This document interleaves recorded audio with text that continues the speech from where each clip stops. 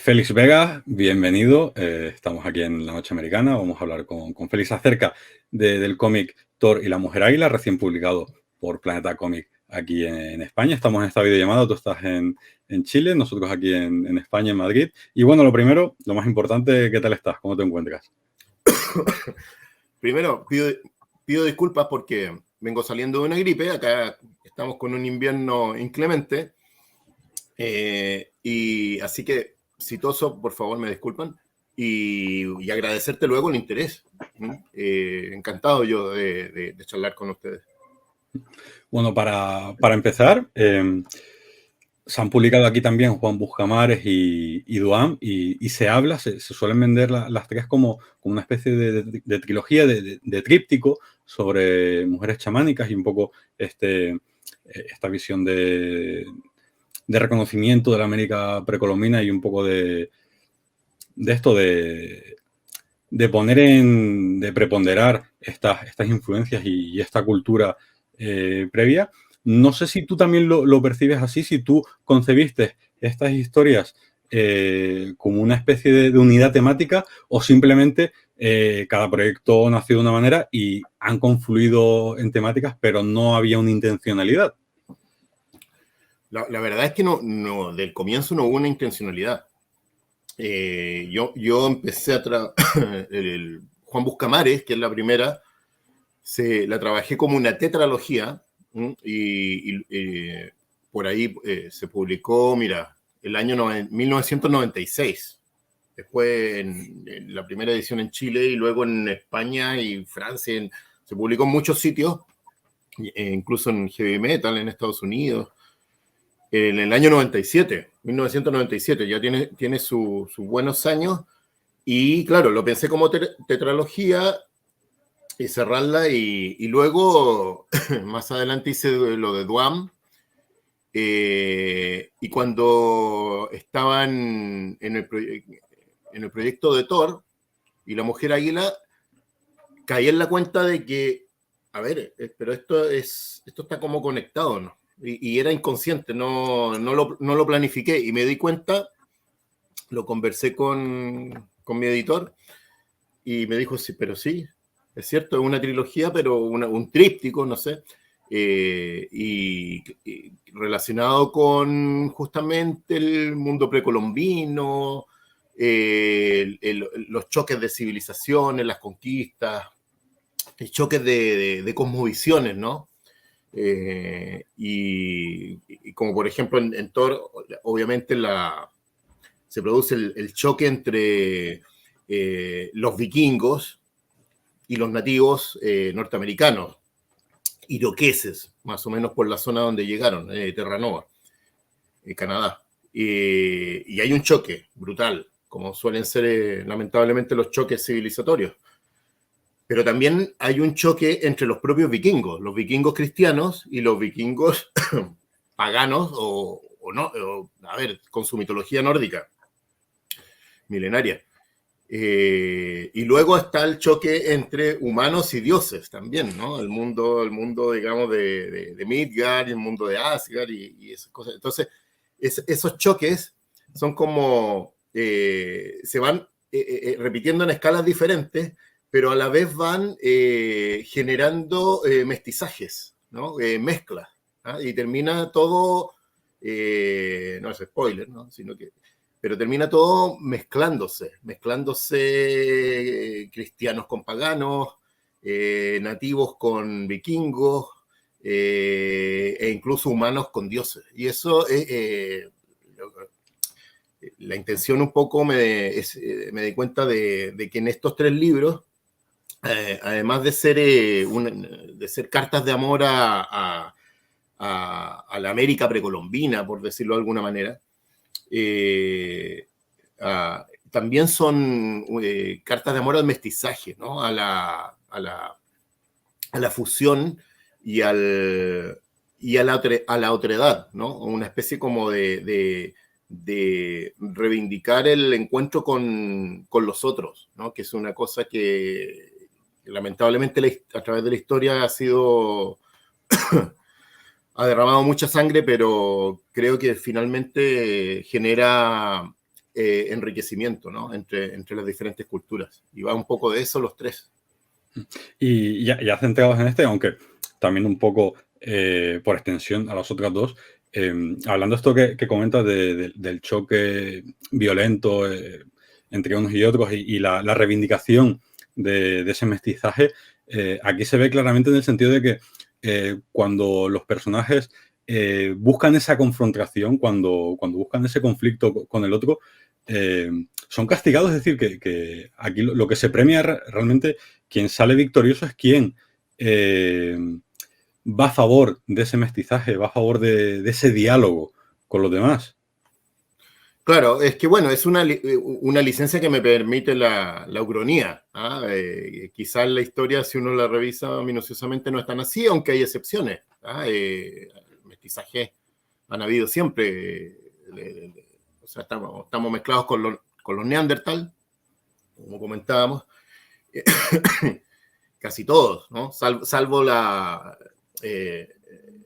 nuestros hermanos y hermanas del África subsahariana hacia el sur, ellos son los únicos Homo sapiens puros. Pero el resto de nosotros en Europa, África, Europa, Medio Oriente, Asia y América, tenemos genes Neandertal. Imagínate, o sea, el mestizaje ya viene interespecie y luego, claro, etnias y todo. Yo creo que finalmente hay un premio que es el enriquecimiento, el enriquecimiento cultural, eso de poder comer cosas que si no se hubiera producido esos viajes, esos mestizajes, no las comeríamos. Y sería muy aburrida nuestras dietas. Pero, bueno, lo digo como chiste, pero sí, hay un premio un poco justamente a abrazar la otredad. Esa es como la idea esencial detrás, digamos, de este relato ucrónico y disparatado, porque es muy fantástico además. Sí, y sobre todo porque, claro, hablamos de una ucronía de corte fantástico que nace de un momento que quizá no es del todo conocido o no se publicita tanto, porque cuando pensamos siempre en la llegada a América, lo que se suele hablar es siempre de Colón, de cómo el Imperio Español desembarcó ahí, pero muchas veces olvidamos que los vikingos estuvieron antes, que no se asentaron como hicieron los españoles, pero que ya ese, entre comillas, descubrimiento de América se hizo mucho antes y por otras civilizaciones y por otras culturas. Sí, acá por el lado del Pacífico Sur, lado Chile, Perú, se han ido descubriendo cosas también, aparte que se ha descubierto, no sé, que vivía gente hace 15.000 años en el sur de Chile, que es una cosa que muchos científicos no la aceptaban y bueno, ya está datado. También se ha descubierto que llegó gente de Oceanía. O sea, también llegaron atravesaron todo el Océano Pacífico, imagínate. Esta gente tenían un método, llevaban tortugas de estas marinas en las embarcaciones y cuando se perdían, aparte de que ellos se guiaban más por las estrellas, bueno, como casi todos los navegantes, no digo nada nuevo, pero usaban esto de la tortuga cuando se perdían, la echaban al mar atada con una soga y la tortuga siempre sabía hacia dónde estaba la tierra más cercana. Y por allí llegaron también acá, el estrecho de Bering, bueno, y así, y luego los vikingos en el año 1500 años antes de Colón. Y quizás qué más nos vayamos encontrando. Eso es alucinante y es un caldo de cultivo para poder hacer historias de este tipo, ¿no? Claro, porque aquí sin revelar nada de la obra, pero esto parte precisamente de que el viaje de los vikingos a América no fue ir y volver como más o menos ha pasado en los libros de historia, sino que ahí hay un cambio de paradigma respecto a la historia conocida. Y es donde ya tienes el campo abierto para poder imaginar y para poder crear casi lo que quieras. Sí. En ese sentido, claro, cuando ¿Cómo gestionas el decir, vale, parto de un hecho verídico, lo cambio lo suficiente como para poder tener ya ese campo de juegos? ¿Hasta qué punto dice, vale, puedo pasarme hasta tal línea o no? ¿Cómo se gestiona un poco ese terreno de juego, por así decirlo? Sí, sí. Mira, es un juego con elementos muy dispares, porque por un lado, parte de la inspiración de Thor y la Mujer Águila es un testeo que se hizo en Islandia de ADN mitocondrial en las mujeres islandesas, o sea, se supone que son las vikingas actuales, y resultó que la gran mayoría tenía ADN mitocondrial de nativa americana. Eso demostraba que, aparte de que ya está demostrado que los vikingos llegaron hacia el año 1000 allá a Canadá, a la costa este, está demostrado de que, y tienen que haber llegado más al sur, porque si bautizaron Vinland, que es tierra del vino, ese es el nombre vikingo de América, Vinland. De hecho, se ha utilizado en otros títulos también. Y ellos la bautizaron como tal es porque llegaron seguro más al sur, a donde habían vides, ¿no? Porque en Canadá y esa parte tampoco es que ahí el clima es rudo, ¿no? Entonces habrán llegado más al sur como para encontrar vides y hacer vino. ¿Y por qué volvieron? Entonces, ese tipo de cosas, esa pregunta, ¿qué pasa? Esa noticia, ese descubrimiento de que por lo menos se llevaron a una mujer a Islandia, si es que no más, bueno, se sabe cómo eran los vikingos también, no es que iban al saqueo y... Entonces, claro, se llevaban lo que pillaban, pero luego se mezclaron. Ahí hay también el mestizaje ahí, aparece. Pero ¿por qué luego no se quedaron en América? Y luego la pregunta, bueno, a lo mejor sí se quedaron algunos, pero poquitos. Y luego, ¿y qué pasaría si se hubieran quedado?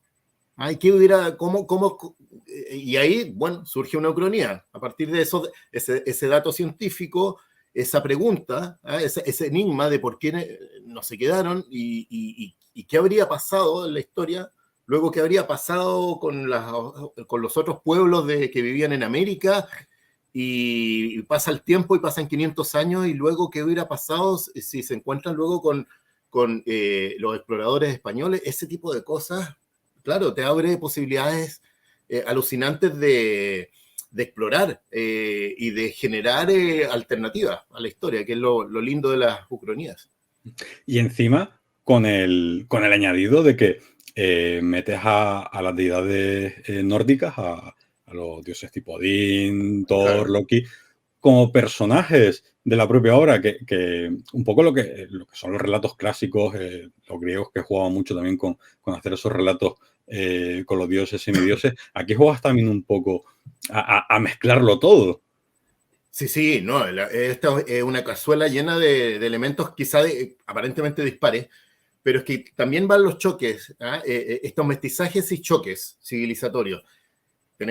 Hablábamos del choque, la llegada de los vikingos el encuentro con los nativos americanos. Ahí tiene un choque civilizatorio que me imagino que no tiene que haber sido tampoco tan diplomático, ¿no?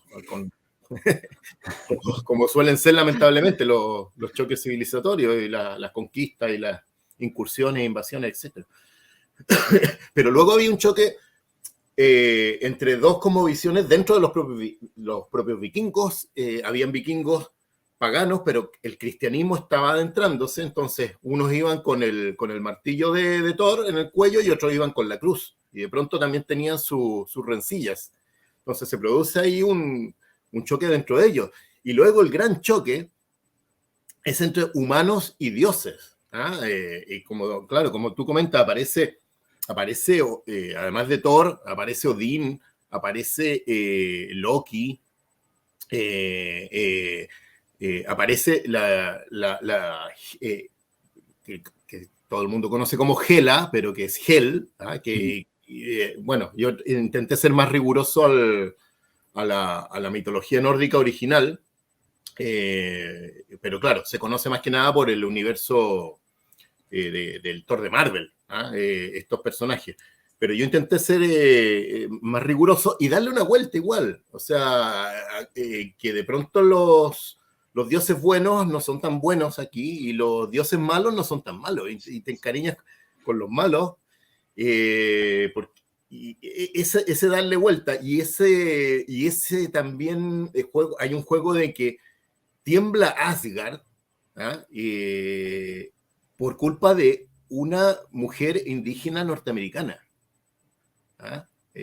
No diré más, no quiero autospoilear, pero y se produce este conflicto entre los mismos dioses. O sea, hablábamos de todos los choques y luego se produce un choque, además de entre humanos y dioses, entre los mismos dioses y rebeliones y cosas de este tipo.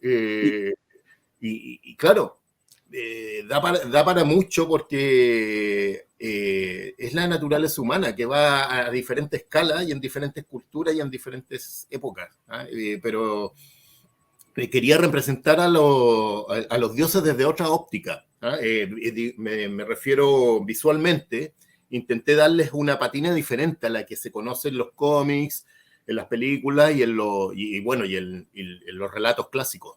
Y bueno, por ahí también trabajé mucho y haciendo mucho diseño de personajes, de ambientes, para intentar imaginar un Asgard o un Helheim, o todos estos seres así fantásticos, gigantes, serpientes marinas que pueden dar la vuelta al mundo y todas estas cosas alucinantes de la mitología nórdica. Y intenté darles como una visión diferente y algo de esos bocetos y diseños vienen también en el libro, en las páginas finales. Quedó un poco de espacio para poder incluir esos diseños. Así que eso. Y claro, sobre los dioses, dos cuestiones. Por un lado, claro, me parece curioso eso que comentas de dioses buenos, dioses malos, pero aquí al final uno ve las motivaciones de ellos y son motivaciones muy humanas. Es decir, los que nosotros consideramos malos actúan por amor, por celos, por lo que sea. Los que consideramos buenos igual actúan por envidia. Es decir, que se equiparan, aunque sean seres sobrenaturales, están al mismo nivel que los humanos a nivel de emociones, de sentimientos y de las motivaciones por las que se mueven o dejan de moverse. Que no hablamos tanto de buenos o malos, sino de unos motivos o de otros.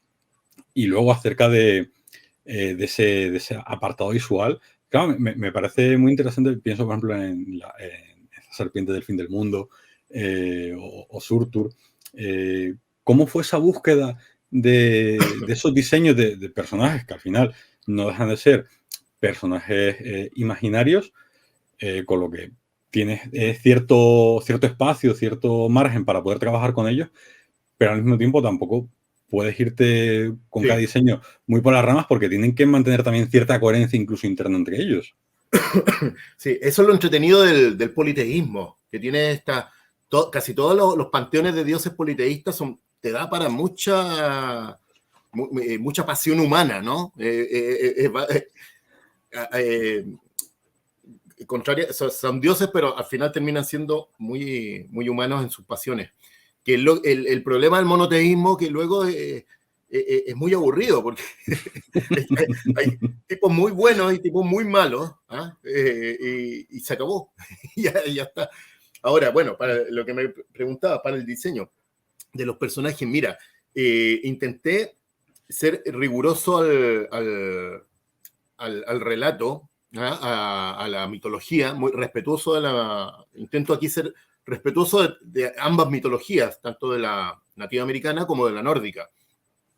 Revisándolos por ahí, de pronto habían cosas, tangencias, ¿no? Y me aproveché de ellas para, de pronto, hacer puentes, que se vea algo ahí como que, por ejemplo, bueno, hagamos un spoiler, que los nativos americanos, el chamán que aparece, conoce a Thor.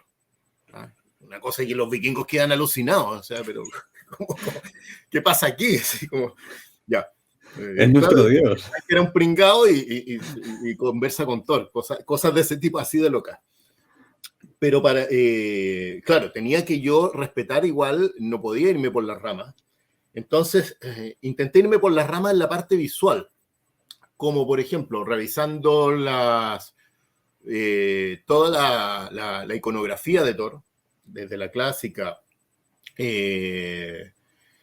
hasta, hasta las películas. Pensé en cosas como, por ejemplo, a ver, ¿por qué estos tipos usan cascos con alas? ¿Por qué no les salen las alas de la cabeza si son dioses? O sea, si eres un dios, vive, o sea, tienes esos poderes, que las alas te salgan de la cabeza, ¿no? ¿Para qué vas a usar un gorrito, un casco, ¿no? Y ese tipo de cosas. Los cuervos de Odín, de pronto son cuervos, de pronto son como unos señores con cabeza de cuervo, porque además son sus consejeros, siempre lo han sido, y sus espías. Entonces, ir un poco más estirar un poco el hilo, rizar el rizo, sin salirse de la mitología, sino que esas pequeñas licencias, sobre todo visuales, claro, eran un intento por enriquecer, por dar simplemente una visión nueva, refrescar un poco eso y dar una alternativa, decir, ok, vale, tenemos las películas de todos los cómics, todo, pero también tenemos, pero ojo, que ya lo dijo Neil Gaiman, que Thor no es propiedad de una multinacional, es patrimonio de la humanidad, es una cosmovisión de una cultura milenaria. Entonces, ojito ahí también. Y siempre el intentar refrescar, dar algo nuevo, algo loco a esta cosa, a un material de hace 1000 años, sin perderle el respeto, ¿no? Es un juego, para mí, como autor, que me lo paso muy bien. Entonces, haciendo esos diseños e investigando ese tipo de cosas. Muy bien me lo paso. Y luego, que me parece súper importante, es la visión femenina que hay dentro del cómic, cómo se prepondera a los personajes femeninos, cómo se hace bandera de una sociedad matriarcal. Al final, los personajes más interesantes pienso en Sif, pienso en Hel, pienso en la propia Mujer Águila, porque al final ves a Thor y dices, sigue siendo un chulo playa. Sigue siendo Thor. Claro, pero incluso, por ejemplo, la mujer vikinga, no recuerdo ahora el nombre del personaje, pero que va cobrando importancia según pasan las páginas, que se convierte en un personaje súper complejo también. Sí, me parece muy interesante. La vikinga cristiana. Exactamente, me parece muy interesante todo ese trabajo que haces con todos estos personajes. Claro, sin spoiler, digamos que luego toma el cristianismo y lo lleva se arranca, digamos, de la iglesia y se va por su cuenta al vivir en América. Ese tipo de cosas, sí. Siempre es que, a ver, imagínate, el relato parte de la inspiración de esta noticia de lo de las mujeres en Islandia, ¿no? Entonces, claro, es muy importante, por eso también quien cuenta la historia también es una mujer, pero bueno, una mujer de la mitología nórdica, ¿ah? Hel, y que se supone que es la muerte, ¿no? Pero te cuenta una historia de la vida, una cosa muy rara. Entonces, me gusta jugar con los personajes femeninos en casi todos los libros, porque creo que son, en mis historias, suelen ser que a veces, claro, Juan Buscamares pasa un poco también. Es el protagonista, pero es un poco una hoja que se la lleva al viento. Y los personajes determinantes que, digamos, conducen la historia y que son las fuerzas, digamos, gravitatorias, suelen ser los personajes femeninos. Y eso es un rasgo que se me repite en las historias, ¿no? No sé, me salen así. Bueno, en Duame es un poco diferente porque la protagonista es una chica, una chamana, una machi se dice, machi es el nombre de las chamanas mapuche, y en el fondo es ella atrapada entre dos masculinidades, ¿no? De sus dos amigos, y un poco también amores, ¿ah? Desde la infancia, y que te muestra cada uno de ellos un poco los dos tipos de masculinidades que suelen, digamos, percibir justamente las chicas, ¿no? Y el tóxico, el que quiere manipularle y todo eso, y el otro, el compañero, el amigo de juegos y todo eso que le ayuda. Y esos juegos, creo, no sé, fíjate que tengo proyectos en los que estoy trabajando que justamente me he ido mucho a las protagonistas femeninas. Mira, ahora, por ejemplo, estoy haciendo esto, es un comic book, el primero, esto continúa, y esto lo estoy haciendo con una cantautora chilena. Ella digamos, Camila Moreno, es una cantautora chilena, y hizo un disco conceptual como de post-apocalíptico con cyborgs y todo eso, y le gusta mucho el cómic y empezamos a trabajar esto. Y estoy trabajando en otros proyectos más también que tienen que ver con, una vez más, estos choques culturales, y en que las mujeres son determinantes. Yo creo que es un... no sé por qué, ¿no? Tendría que a lo mejor alguien ahí sentarme en un diván y hacerme un test boy cam, no sé, algo así como para saber por qué se me repite ese motivo, pero a mí me deja muy contento. Y bueno, ya por ir finalizando, primero, no sé si crees que se nos ha quedado algo por comentar acerca de Thor y la Mujer Águila. Sobre todo, mi intención era acercar un poco el cómic a la gente, más que entrar tampoco en detalle para no spoilear demasiado. A ver, no, es que si no caeríamos en el spoiler, ¿no? No, la verdad que yo les invito, digamos, a que pueden entrar por allí a esta trilogía, pero aclarar que no es una trilogía en la cual tienes que leerte un libro en orden primero que el otro. O sea, porque son historias diferentes, con personajes y épocas en lugares diferentes, y lo que las unifica al final es un poco el que hay mujeres chamanas y que son muy importantes en cada una de las historias. En Juan Buscamar es una inca, en Duam una machi mapuche, y en Thor una chamana iroquesa, la mujer águila, que es como este tótem, este animal de poder y que engancha tanto con Thor y bueno, y luego Asgard. Eso yo creo que no quiero hablar más porque si no empiezo a spoilear. Claro, porque yo, por ejemplo, quería hablar también un poco acerca de la importancia del amor como catalizador de conflictos, pero también podríamos entrar en el tema de spoilers. No, pero no, dale tú, dale, sí. Sí, no, precisamente eso que me parece muy interesante, y aquí se ve eso claramente, cómo el amor, o ya sea bien intencionado o desde un punto de vista más de la envidia, esas pasiones, esas emociones, pero cómo esos sentimientos pueden ser tanto catalizadores para destruir algo como fuerzas transformadoras. Aquí gran parte de los cambios radicales que se producen vienen precisamente por la impronta de ese sentimiento amoroso, ya sea más pasional, más carnal o más emocional. Sí, el amor y bueno, y el sexo también. Es muy importante. Sí, que van al final de la mano, sí. Exactamente. Sí, advirtamos eso. Esto tiene mucho sexo. Aparte de violencia, también tiene sexo. Es una historia. Pero no puedes hacer una historia con vikingos que no tenga sexo y violencia. Exactamente. Es difícil. Y bueno, y el amor y el sexo, claro, pueden ser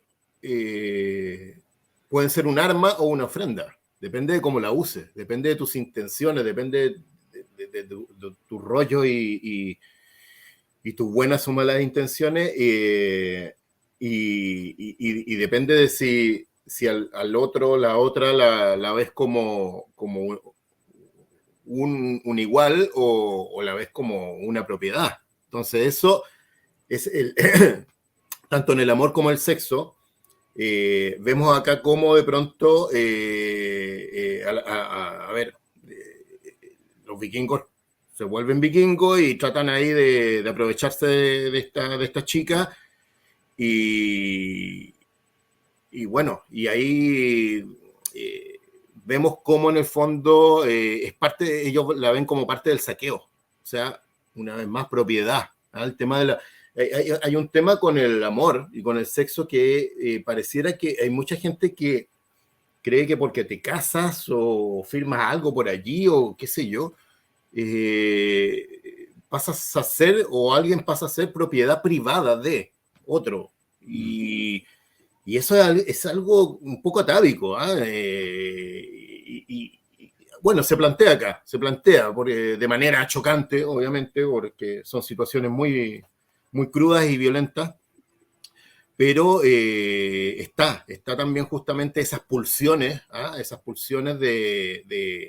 de conquista, de apropiarse, esas pulsiones tanáticas, ¿no? En el fondo que al final el Eros se vuelve Tánatos, se va, en vez de generar vida, termina generando muerte, o lo contrario, están las dos opciones acá vemos, me cuesta pasar de puntilla por los spoilers, pero sí, un poco por ahí. Creo que quedó claro, ¿no? Sí, sí, sí, sí. Hemos conseguido sortearlos, sobre todo porque creo que es una obra que mola descubrir, ya no solo por cómo se construye esa ucronía, incluso cómo finaliza, porque hay una doble ucronía ahí, vas un paso más allá y planteas otro escenario también súper interesante, quedaría incluso para alguna secuela o para poder... Invita al lector a imaginar, que me parece al final lo más importante, que consigues en muchos momentos que el lector sea partícipe de la obra, sí, y que se imagine ese mundo y que él mismo fantasee con qué puede suceder o cómo pudieron desarrollarse las cosas a partir de ahí. Es que tú lo has leído, es tal cual lo que dice, esa era mi idea, porque hay gente que me dice, pero esto continúa, ¿no? Sí, continúa en tu mente. O sea, cada lector ves la última página, la Me última pareció doble página, brillante. Y dices, aquí esto está comenzando. y claro, y cada lector luego va a generar su opción, y eso me parece interesante. Que el lector pasa a ser un poco coautor con uno. O sea, es como que uno está entregando, digamos, esta posta. Mira, acá está mi relato, te dejo esta opción, y ¿cómo lo ves tú? Y claro, alguien lo verá mejor, alguien lo verá más negro, otra persona a lo mejor da una opción, dice, no, pero es que esto hubiera sido espectacular, ¿qué hubiese pasado? Y cosas... así que sí, que me alegra mucho que lo entendieras así, porque era la idea de ese final tan intenso y tan que te deja así. Y sobre todo porque páginas atrás ya preparas al lector, porque hay un momento en el que, hablando acerca del personaje central, el que mueve todos los conflictos, dicen, no, si esto va por tal camino, si esto confluye, el mundo va a cambiar tal como lo conocemos. Claro. Vienes a decir algo así y luego ya se va desarrollando y acabas con ese principio final o final principio que dice, venga, ahora la historia es vuestra. Y me parece eso genial en ese sentido, que nos haces a todos partícipes de la obra. Muchas gracias, muchas gracias. Mira, lo otro que quería comentar es un poco en la parte visual, que todo esto está hecho con acuarela. Estos son un poco todos mis trabajos, los trabajo generalmente en acuarelas o en técnica mixta, y luego los digitalizo y hago algún que otro retoque digital. Entonces, ahí también, ¿por qué? Porque a lo que iba, hay una intención de sinestesia, explico. La sinestesia es es cuando, por ejemplo, tú ves un color, ponte tú, imagínate un color rojo y te recuerda a un aroma o a un sabor. Sinestesia es cuando una percepción sensorial te produce otra percepción sensorial, de otro sentido, vista, tacto, oído. Entonces, hay una intención de que el color, como está aplicado, te transmita atmósfera, te transmita sensaciones, a lo mejor sí, no conseguimos llegar a la sinestesia, pero sí hay una idea de que te ayude a contar la historia del color. El color también es muy narrativo, es como empieza la historia con el texto, pero termina con estas manchas de acuarela, estas cosas así que si las quitas o lo pones en blanco y negro o en digital, no sería lo mismo. Y eso está ahí hay una preocupación muy grande, a tal punto que yo dije, pensé en un momento, dije, esto más que una novela gráfica es una novela plástica, porque la técnica pictórica que ocupé está, y que eso no lo he inventado yo, o sea, eso viene de maestros alucinantes, digamos, tenemos novelas plásticas, podrían ser, o sea, tenemos un montón. Entonces, se me viene primero a la cabeza a uno de mis maestros que tuve la suerte de conocer a Fernando Fernández con su Drácula, que lo hizo los originales son en telas de óleo, lo hizo en óleo sobre unos lienzos enormes cada página. Claro, las posibilidades que te da la impresión hoy en día, en buen papel y todo eso, que antiguamente era todo blanco y negro o plancha, color por plancha. Estas posibilidades de hoy en día creo que hay que explorarlas para hacer todo esto más inmersivo. La experiencia, digamos, por eso también este tamaño como de banda de cine, cómo está editado, es un poco la idea de eso. Y llegar a este final, como dices tú. Y con esa, trabajando con las acuarelas, ¿cuánto te lleva a hacer una página? Uy, me lleva mucho. A ver, puedo estar unos 3 días, pero a veces estoy más de una semana en una página porque estoy contando, eso sí, de que hago desde el guión hasta la rotulación. O sea, que hago todo el trabajo. Soy muy caótico para trabajar porque, por ejemplo, el final del que hablamos, siempre lo supe.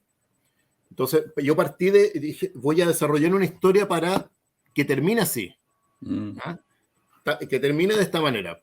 Entonces, cuando vas trabajando, acercándote, de pronto te vas a lo mejor por alguna rama, pero luego vuelves a este tronco, digamos, central que te va a llevar a ese final. Y muchas veces yo, cuando trabajo con algún guionista, se sorprende a veces o le hace gracia, que yo a veces, por ejemplo, trabajo los cómics como quien edita una película, porque a veces dibujo el final antes de lo del medio, o el comienzo. Muchas veces las primeras páginas están dibujadas después de todo el libro,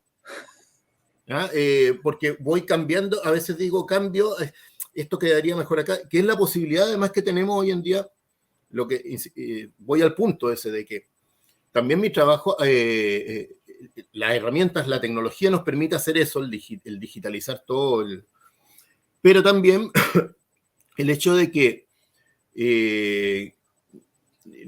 yo admiro mucho a mis colegas que trabajan haciendo licencias o superhéroes o cualquier licencia. Es un trabajo que respeto, que admiro, que alguna vez lo hice, y que lo pasé bien incluso. Cuando trabajas personajes que no son tuyos y llega gente te corrige, te dice, pero aprendes porque eres parte de una obra colectiva, aunque sea de una corporación o lo que sea. Pero en este caso yo necesito para contar este tipo de historias, yo en el fondo soy un cuentacuentos. Siempre sentí la necesidad de contar historias con imágenes dibujadas desde niño que hago esto.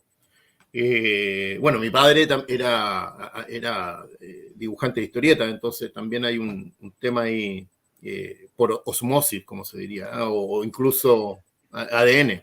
Bueno, la cosa es que me surge esta necesidad de contar historias y puedo dibujarlas y es muy loco porque, a ver, tengo que buscar un poco cómo en qué mercado o en qué línea editorial encajar para poder llevar a cabo estos proyectos que no son fáciles. Lo que me preguntabas tú, el tiempo que me demoro, obviamente demorándote tanto eso, por lo que te pagan por página, aunque sea lo hagas para Francia, empiezas a perder, a perder dinero.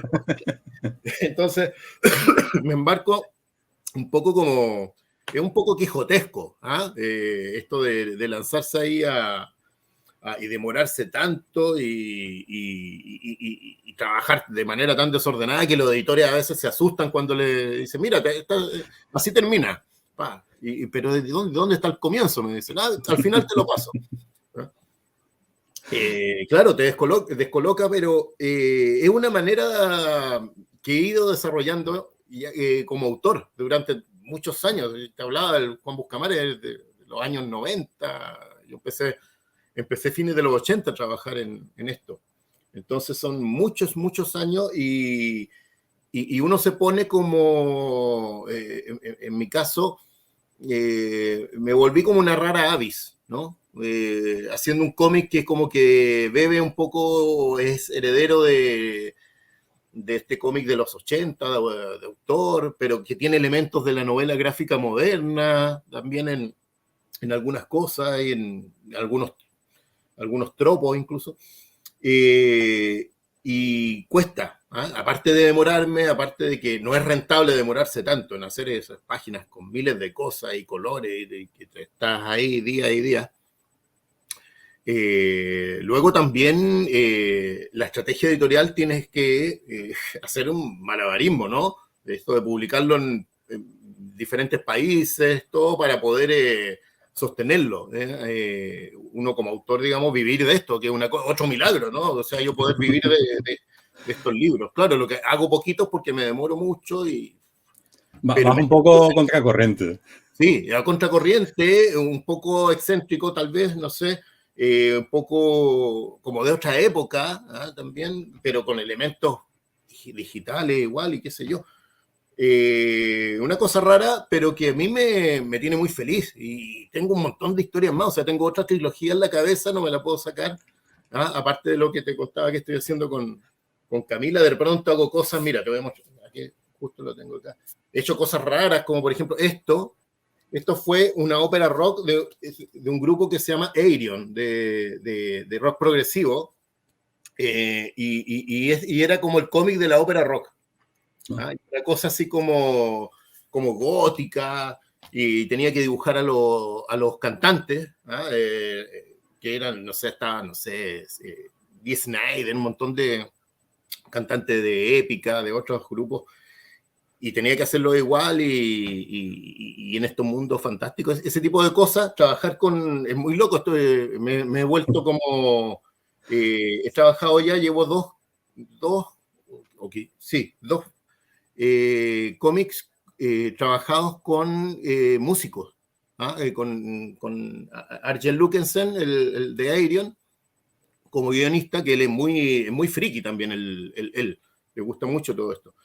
Y el otro con Camila Moreno, que también ella es muy friki, y es muy loco porque yo también trabajo mucho inspirado por la música, o sea, por algo, Juan Buscamares tiene, el epígrafe es un trozo de un tema de Pink Floyd, de Echoes, que fue como un poco la inspiración.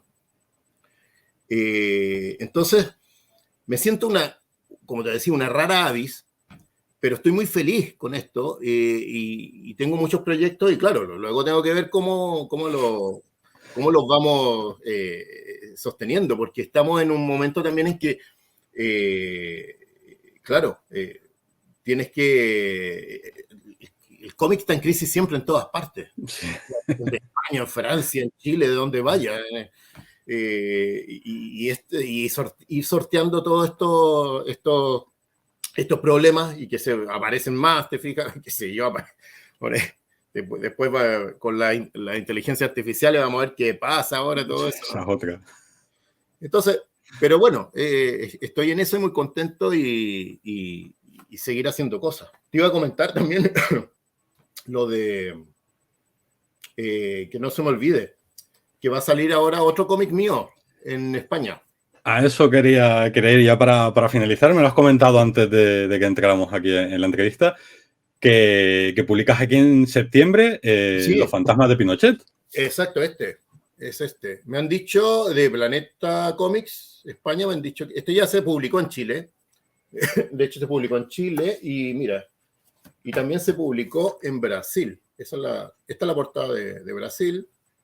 Y esta es la que saldrá en España. Y que, a ver, mira, se supone que esto sale en septiembre. En septiembre se cumplen los 50 años del golpe de Estado de Pinochet, que derrocó a Salvador Allende en 1973, que fue una cosa también, un acontecimiento mundial brutal. O sea, a un nivel, digamos, imagínate, bombardearon el palacio de gobierno con torpedos desde los aviones, una cosa, y Allende ahí solo recibiendo las bombas y bueno, con muy poquita gente. Ese tipo de cosas tienen una carga histórica tan grande que porque además Pinochet murió de viejo en su cama. A ver, sabemos que Baltasar Garzón intentó, el juez español, sí, intentó cuando lo pilla por ahí en Londres, que andaba, no sé si andaba haciéndose alguna cirugía plástica, qué sé yo, y lo logra arrestar. Y esto parte con el arresto domiciliario de Pinochet en Londres en el año 2000. Y bueno, hagamos la primera página ya, mira, igual tiene un toque fantástico, o sea, parte aquí. Sí, que no te vas mucho tampoco de tu. Sí, esto es una novela histórica, novela gráfica histórica, pero de terror. ¿Por qué? Como digo, murió sin juicio, ¿no? Porque luego escapó de la justicia internacional de Garzón y murió sin juicio y con Francisco Ortega, el guionista, dijimos, pero hagamos un juicio post-mortem. Y es un juicio post-mortem tal cual, o sea, es como en el inframundo, ¿eh? Con elementos fantásticos, pero siempre anclados a la historia, ¿no? De hecho, tiene unos glosarios, finalmente, hace una cantidad de información, de bibliografía y de datos de documentación, bastante nutrida. O sea, yo necesitaba trabajar este proyecto con Francisco Ortega, porque él, aparte de ser un gran guionista y escritor, es periodista. Y entonces investigaba ahí, consiguió conversar con gente que había que estuvo con Pinochet en la intimidad, unas cosas, averiguó unas cosas, pero bueno, se nos sale lo fantástico y termina siendo este juicio sobrenatural que trajo cola. Luego en Chile, ¿sabes qué nos pasó? Que en muchos medios nos hicieron muchas entrevistas para radio, tanto a Francisco como a mí, radio, televisión, periódicos, y después no aparecían y de repente el periodista nos decía, hoy lo siento, pero me bajaron la entrevista. Me la bajaron, iba a aparecer y me la bajaron en la noche. En la televisión igual, por ahí a un periodista lo terminan despidiendo, o renuncia, y qué sé yo. Y, o sea, imagínate, 50 años después, te fijas, con gobiernos democráticos, el poder todavía de Pinochet, que siguen bajando las entrevistas del libro para que no se sepa. O sea, igual. Eso lo hace más necesario todavía. Claro, sí. Ahora ayer vi que Bill Sienkiewicz hizo también una cosa muy interesante con unas cartas como de dictadores también, bueno, de todo, la mayoría son como latinoamericanos, pero también hay algunos de otros por ahí. Un poco en esta línea. Es necesario creo que el formato del cómics nos permite poder abordar esto de una manera que es más difícil con el cine, este tipo de temas.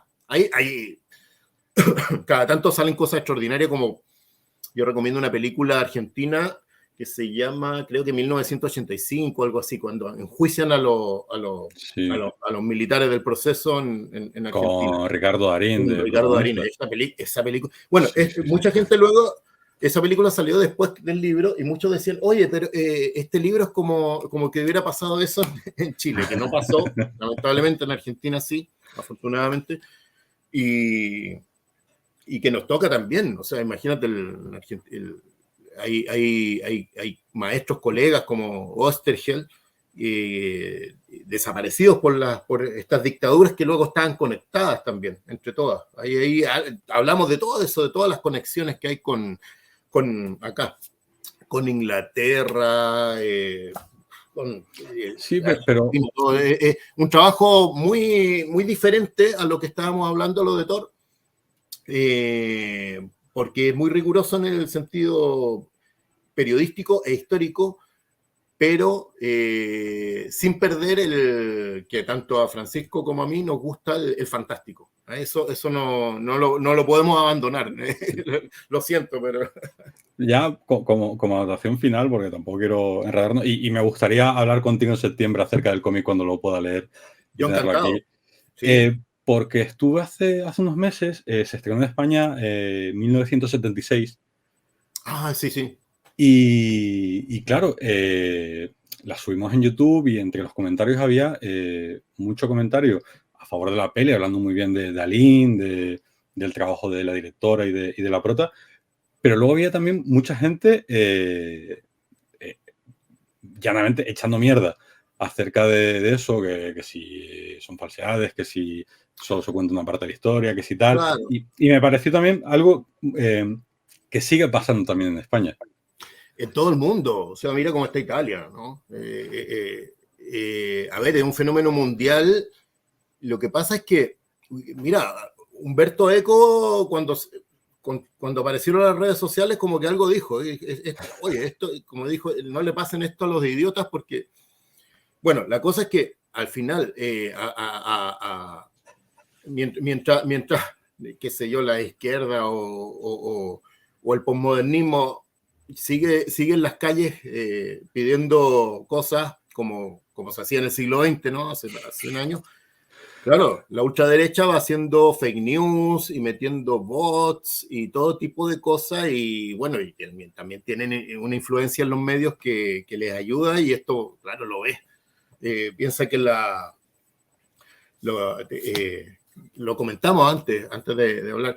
La edición brasileña de esto lo editaron durante la campaña de Lula con Bolsonaro. O sea, como Bolsonaro es un fan de Pinochet, esto fue como un poco para que lectores brasileños dijeran, vean quién es Pinochet, vean quién es el tipo al que admira el candidato. Y que despierten. Claro, afortunadamente no lo religieron, no tiene que haber. Algo habremos ayudado, pienso yo, o sea, por mí. Pero sí, el avance, digamos, de la ultraderecha, afortunadamente, en España se ha revertido. Yo tengo nacionalidad española, me tocó votar ahora por correo hace poco y no tuviste problemas para votar por correo, ¿verdad? No, para nada. Me llegó al domicilio las papeletas y tuve que ir ahí al consulado que estaba en el Centro Cultural de España, en Santiago de Chile, pero yo no vivo en Santiago de Chile, estoy acá cerca del mar. Pero fui allí, había mucha gente votando, me sorprendió. Porque alguna vez había ido yo y no no había nadie, estaban ahí todos. Había mucha gente, gente joven, gente mayor, y me sorprendió y fue bueno, a ver, que no sabemos qué va a pasar ahora, pero, a ver, no deja de ser interesante. No quiero meterme en eso en general, gente que dice, no, es que ha vuelto el bipartidismo y todo, pero a ver, se trataba en el fondo, aquí nadie ganó. Esto son votos en el fondo para que no pase esto, ¿no? Es un poco lo que hablábamos también en Brasil o lo que pasó aquí en Chile incluso. Pero sí, es un tema complicado. Es un tema complicado el ascenso de la ultraderecha y bueno, y los que somos más de izquierda tenemos que hacer también un mea culpa de porque que esto también culpa tenemos en parte, porque a ver, no todo es control de medios, fake news, todo eso, sino que también por ahí nos hemos dispersado en otras cosas y a lo mejor no hemos atendido lo importante, lo esencial. Bueno, nos estamos metiendo ahí en otro terreno que... Eso para septiembre, cuando hablemos ahí vamos de Pinochet, ahí sí podremos meternos mucho lío, tampoco para destacar tampoco de que aquí veníamos a hablar de Thor y la mujer Águila. Y nada más, Félix. Muchísimas gracias por el tiempo. Nos hemos alargado un poquito más de lo que tenía previsto. Lo siento. Yo encantado, Daniel. Te agradezco mucho la entrevista y yo encantado para cuando quieras, porque me lo paso muy bien conversando contigo. Genial, me alegro mucho, lo mismo digo, y lo dicho, a todo el mundo que se acerque, por favor, a descubrir Thor y la mujer Águila. Recordar que es una trilogía temática, no literal, con Juan Buscamares y Duam, que imagino que lo tendrás por ahí también. Por ahí la tendré, a ver, deja ver, aquí está. Acá está. Cualquiera de las tres obras os va a entusiasmar y a nada que os guste una, vais a querer ir corriendo a la siguiente. Vale, muchas gracias. Y lo dicho, hablamos muy pronto, Félix. Muchísimas gracias. Vale, queda pendiente. Gracias a ti. Adiós.